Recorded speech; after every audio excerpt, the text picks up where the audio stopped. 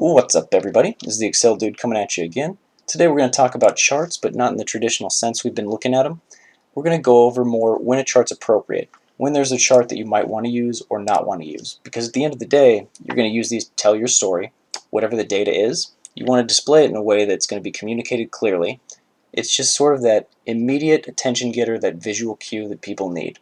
You're going to talk to points on it, but that chart needs to go there and be that shiny new thing that distracts everyone while you get your point across. So if you haven't hit that subscribe button, hit the bottom right down there, as Sky's ugly mug, and let's jump in. So we have our couple different things. Revenue, cost of goods sold, or cost, profit margin, the year. We've got a revenue and a breakdown by division. We get this and we have to present it, let's say. So we want to look at a trend. Let's say we want revenue through 2020. So we really want this data shown. To do that, we would most likely do something along these lines. We wouldn't use, let's start with what we wouldn't do. Well, we definitely wouldn't not select our data, that's for sure. So the first thing we'll do, select our data. Insert, column chart, right there. You can see already it's a little odd. Of course, we'll have to format it, so we can go select data, this one, and so on. Close. It was through number 12. Or was it?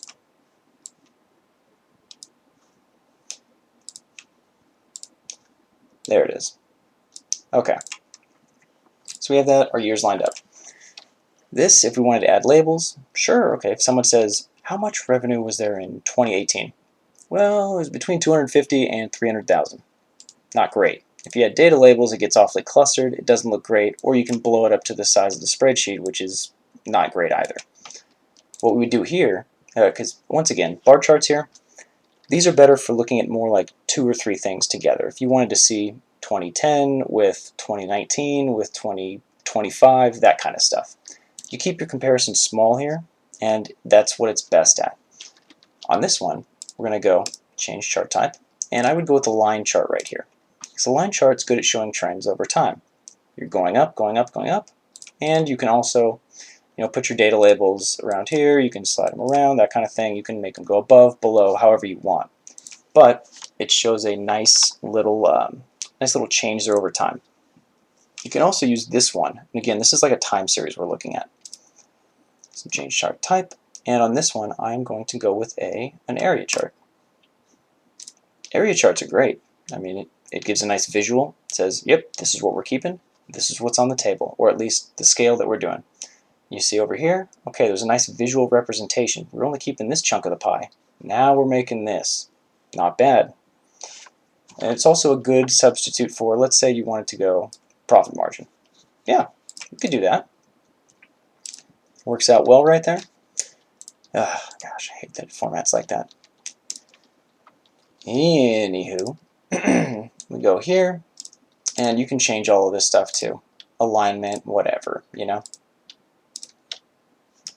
Anyway, you see what those charts are for, though. More time series oriented. If we wanted a pie chart, that would be a disaster with this one. So we'll go pie chart. That looks like Thanksgiving dinner. I don't want anything to do with that. That's just, okay, it changes here, but it's a wheel with things that are fairly similar. Great, and nobody's going to look at that. That's not attention getting. The pie chart here is more for a snapshot in time. So if we wanted to look at the breakdown for the previous year, we would go here, insert. So again, we're looking at one single year. We're not changing things, it's just a percentage of a total. That's when we would use a pie chart. So we could do that. We will instead go right, where is it? Pie chart. What's going on there? So we have this, data labels, our revenue, division 1, division 2. But we're going to have to change that again. Select data. We want to edit these. We want to make this right there. Revenue, division 1, division 2. So that looks a little better. It's a little more presentable. And again, you can always change things like that, however you want to show it. Regardless though, it's like a balance sheet. If you were an accountant and you needed a balance sheet, a pie chart's a great one for you. You'd have assets, liabilities, equity, things like that. It's a percentage of the whole, a pie. Pies don't look great over time. People eat them.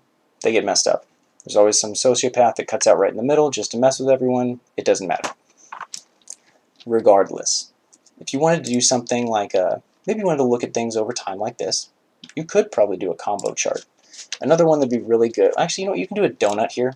We'll go into a donut. And that's the same thing essentially, but some people prefer them right there.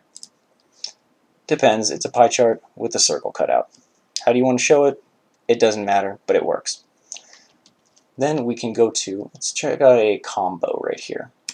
So if we wanted to do a combo chart, what we would do, let's say we want to see revenue, cost of goods sold, and profit margin. We want to see them all in one chart, and we don't want them really mixed up. We want to show a lot of data and something that doesn't look too crowded, too disgusting. It's going to play well in a meeting. Insert again, recommended charts, and all charts, combo. So you'll have these two right here, and you get this option, the secondary axis.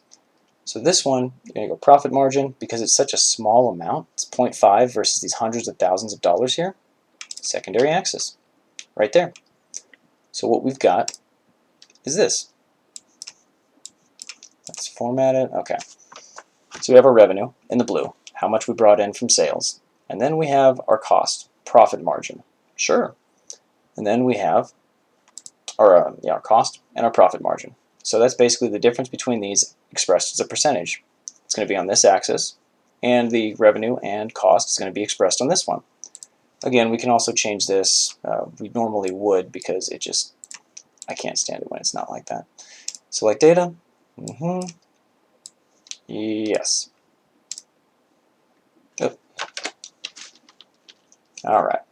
Boom. Boom. That's what we do.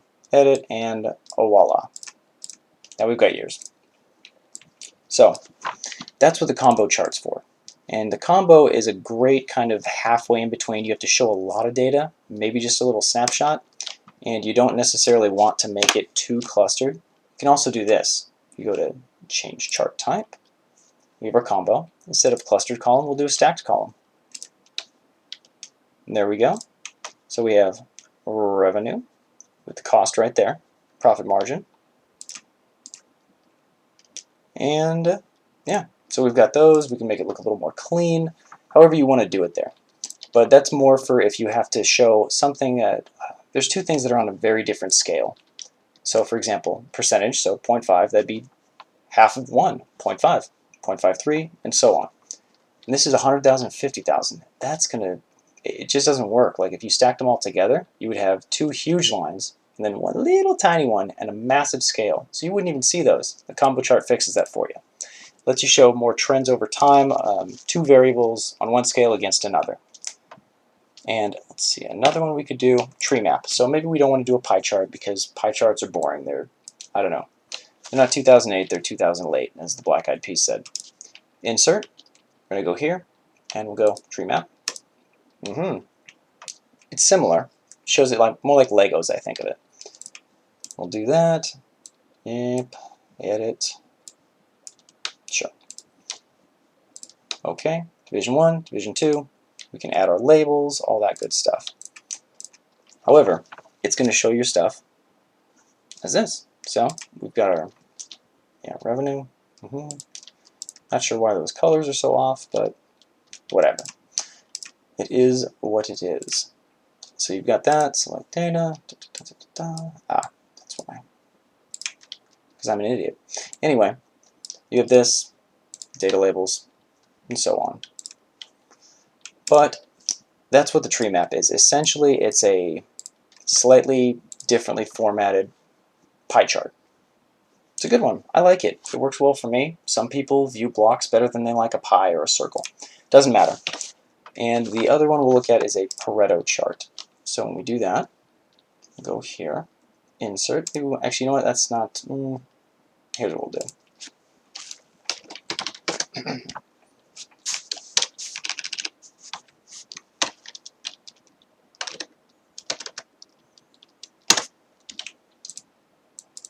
So we can do that. Give our sales here, and how many we have over time.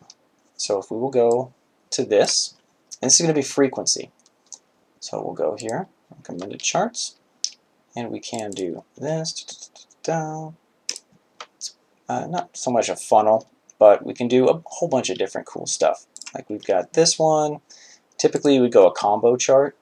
You can go something like, let's go,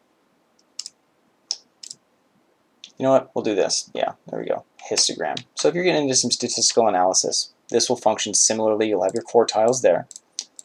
So you'll see there's more observations here that are in the higher amount. There's more or less here, and so on. It's more a frequency table, because all we're trying to do here is demonstrate how many sales we had over time. And you can also do it other ways, like maybe, gosh, you would want to go a scatter plot. Scatter plots are great.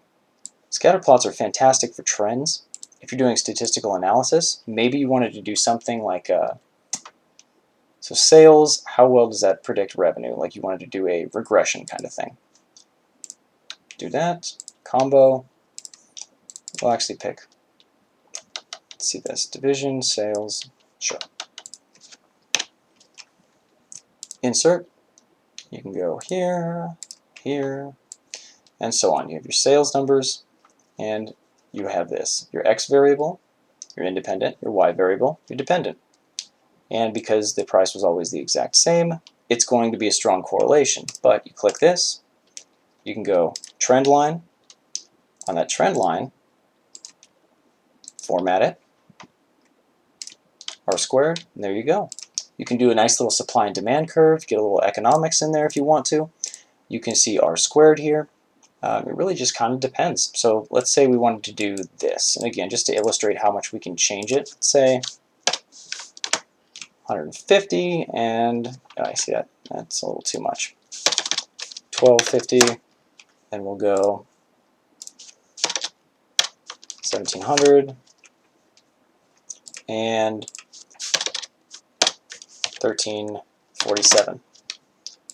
You'll see that the R squared changed from 1 to 0.9918. So this is, again, finding your regression line of best fit, how well your revenue predicts the number of sales you have. So it makes sense. The more sales you have, the more revenue you would have, kind of thing. All that. So, or the more revenue you would have, the more sales you would have. Because the prices have stayed pretty consistent, it's a good predictor of it. So you look at what's our sales looking like, sure. Or what's our revenue looking like, our sales are going to be up. That kind of thing. And also, this is going to save you from having to do a multiple regression. You'll still have to do your significance tests, things like that. But these are great for statistical things as well. So that's about it for today. We'll check it out later again. If you haven't hit that subscribe button, go ahead, bottom right corner, and I'll see you next time.